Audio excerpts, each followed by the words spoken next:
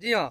तो ई गाना जौन पवन भैया के आवे वाला बा सारे गाँव हम भोजपुरी से पूरा साफ सुथरा रहुआ सबके सुनेला और नमस्कार प्रणाम। तरह सबको बतला दी कि पावर स्टार पवन भैया के अगला धमाका जो होने वाला है इस सावन को लेकर, तो रहुआ सबको बतला दी कि गाना के टाइटल बा काशी में शिव शंकर। भाई सुनने के बाद बहुत मजा आई, काहे कि ये गाना में वैसा ना बा कि हाँ जनुआ मजनुआ के नाम आई, पूरा साफ सुथरा ई गाना रहुआ सबके सुने और देखेला मिली। रहुआ सबके बतला दी कि ई गाना सारे गामा हम भोजपुरी पर आवे वाला बा।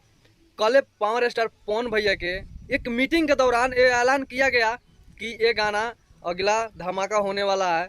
तो आप सबको कैसा लग रहा है इस गाना का, कितना इंतजार है आप सबको कमेंट करके जरूर बताइएगा। और आप सबको बतला दें कि सारे गामा हम भोजपुरी ने पावर स्टार पवन भैया को बहुत बड़ा तोहफा दिए हैं एक शिव भजन के द्वारा।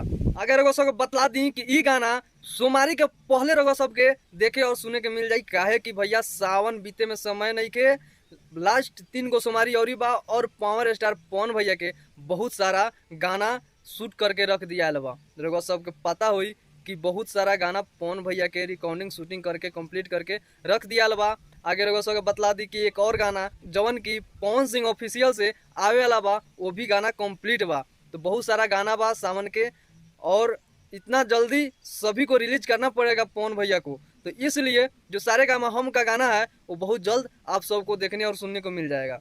रघुवर सबको बतला दी कि ऐसा गाना खातिर पवन भैया के फैन बेकरार बारे, काहे कि जौन गाना आ रहे ये भोले बाबा वैसा गाना अभी तक कोनो नहीं के आयल और पवन भैया के छोड़ दी कोनो सिंगर वैसा गाना ना ला पाइल बा लोग। जी हाँ।